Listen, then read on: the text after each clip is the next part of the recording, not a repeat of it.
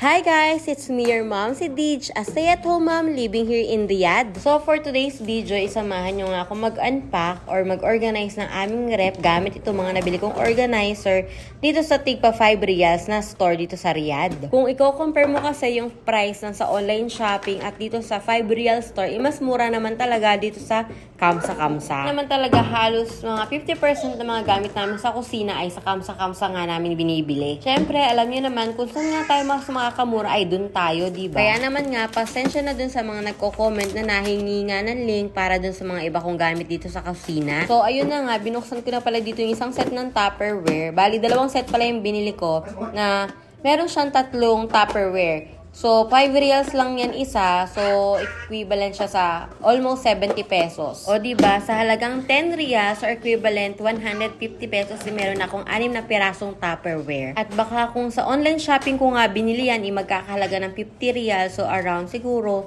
mga 700 pesos. Kaya naman talaga kapag nandito ka nga sa abroad, kung saan ka nga makakatipid ay dun ka. So after ko nga mahugasan at mapatuyo yung Tupperware, dito ko nga yan gagamitin sa aming ref.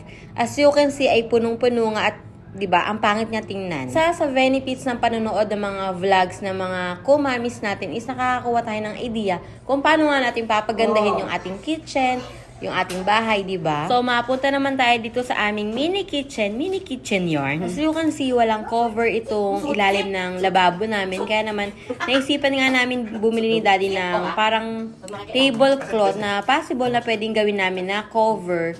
So, ito na nga, sinukat ko muna siya. Syempre, hindi pwedeng mawawala yung ating bulinggit. Dahil nga, Girl Scout tayo, syempre, meron tayong sewing kit dito sa bahay na gagamitin nga natin panggawa ng cover natin sa ilalim ng lababo. Siguro mga around 9 to 10 p.m. na yan that time. Kaya naman, minadali ko na lang din at hindi ko na nga rin natapos yan. Ewan ko ba sa mga oras na yan ay super sipag kong mag-measure, maggupit at magtahe. Pero nung kinabukasan na, sabi ko nga kay Daddy ay lagyan na lang ng stapler at lagyan na nga lang ng cover dahil hirap niyang tahiin dahil sobrang matigas. Nung kinabukasan, since natuyo na nga lahat ng Tupperware na ginamit ko ay sinimula ko na nga ilipat katulad nga nitong mga pasta dito sa dalawa kong container na nabili. Tig 5 Riyals lang din yan. Then, tsaka ko naman nilinis yung refrigerator namin para nga makuha lahat ng mga pagkain doon at ilipat nga dito sa Tupperware. Nakaka-enjoy pala mag-restock ng mga ganito. Lalo na kapag meron ka magandang Tupperware, hindi man siya aesthetic pero okay na din kasi nagiging organized yung gamit natin, di ba? So after ko maayos nga lahat ng pagkain ay inisa-isa ko naman siyang ilagay dito sa aming refrigerator.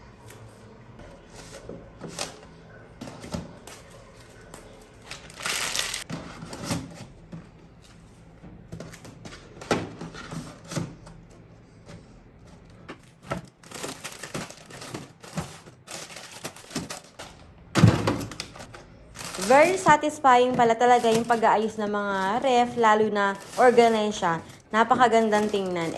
At sana talaga ma-maintain nga natin yung ganito kaayos na refrigerator.